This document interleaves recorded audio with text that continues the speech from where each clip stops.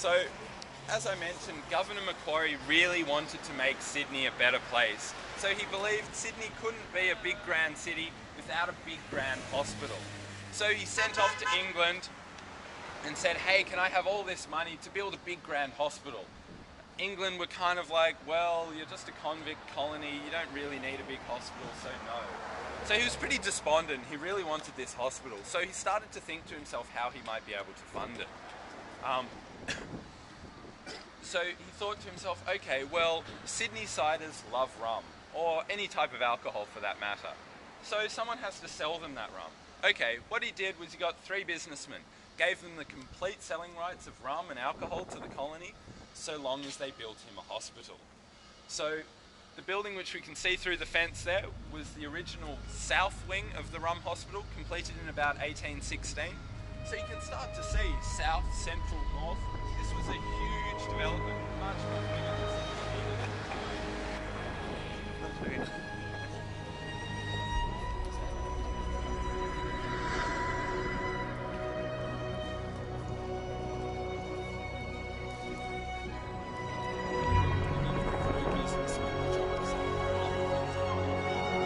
Probably not going to be the best.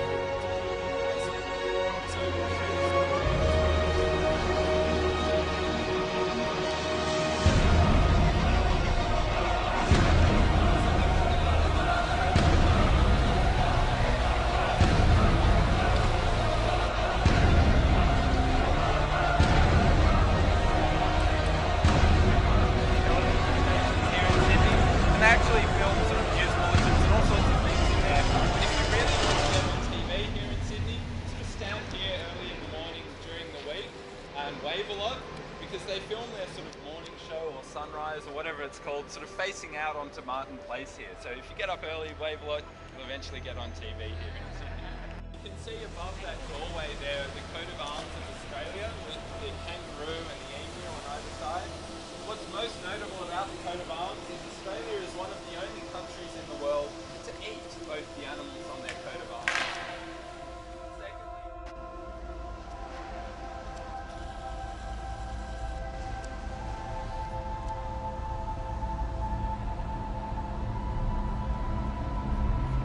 I find really interesting that we commemorate so strongly a battle that we lost really quite terribly, rather than one that we won, but it's all good. So the other thing about Sydney is often films are filmed here in Sydney, and when they here on the other end at number 1 Martin Place, which is known as the General Post Office, or again shortened by Sydney-siders to the GPO. So originally it was constructed between about 1866 and 1891. It was meant to be a big grand building to rival the Houses of Parliament in London. I'll leave it up to you whether it quite does that, but nonetheless it was fairly controversial when it was completed, because across the front there you can see a large number of faces which are meant to represent different people from around the world. So you can see sort of Austria, Belgium, France, etc, etc. And on another section of the building there are carvings of Sydney-siders just wearing their normal clothes. This was all seen as grossly inappropriate. Because the building was meant to be a big grand building, it should only have carvings of big grand people, like Victoria, which you can see above us there.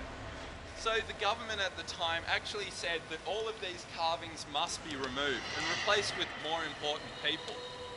Thankfully though, somehow the postmaster who was in control of the building managed to keep it to this day with the original carvings. I'm not quite sure how it worked, but nonetheless, the building was also sort of our icon here in Sydney. It was the building that people would send postcards back home to England or wherever they'd come from, until we got the